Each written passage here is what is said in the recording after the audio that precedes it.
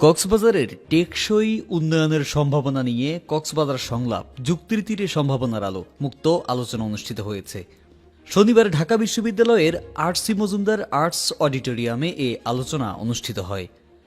আলোচনা অনুষ্ঠানে প্রধান অতিথি ছিলেন অন্তর্বর্তী সরকারের ভূমি ও পর্যটন বিষয়ক উপদেষ্টা AF Hasan Arif. Cox's Bazar community alliance Dhaka আয়োজিত আলোচনায় কক্সবাজারের উন্নয়ন নিয়ে তরুণ প্রজন্ম ও বিশেষজ্ঞদের মতামত শোনা হয়।